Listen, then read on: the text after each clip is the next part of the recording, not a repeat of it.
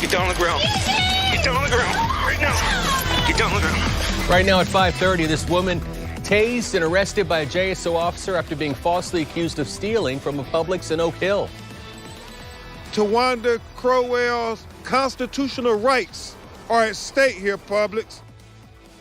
That's civil rights attorney Ben Crump in Jacksonville defending that woman who was falsely accused of shoplifting and then tased and arrested by JSO. It happened in February of 2020. News 4 Jax reporter Marilyn Parker is joining us live in the studio. Marilyn, why is civil rights attorney Ben Crump getting involved now?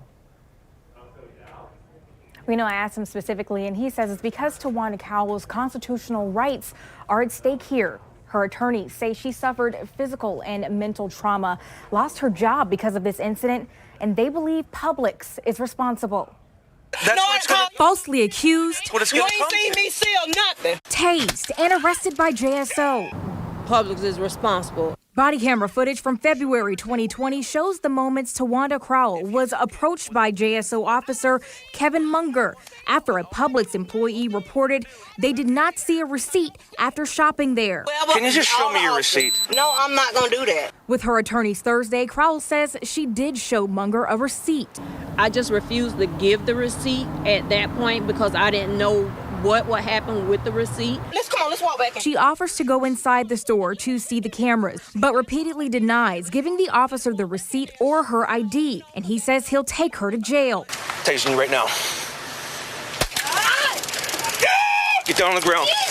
She was charged with resisting an officer without violence, and after the arrest, the officer learns she did pay for the items, and surveillance videos showed it as well. The state attorney's office dropped the charges, and she's suing Publix for $50,000 in damages. But the fundamental issue here is this police officer being empowered by Publix to harass this black woman.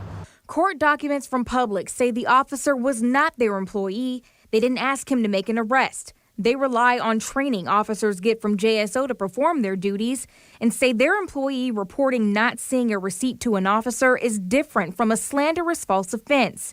The store chain has asked the judge for a summary judgment in its favor. Publix created this system. This officer, why would he have loss prevention training working for JSO? He needed loss prevention training because he was working at Publix. Her attorneys say in the litigation they will also pursue the role officers play at Publix as well as their mitigation strategies. There was a hearing today to schedule future hearings, and the next one has not been set, but it will be to add new claims to the case from the plaintiff's side.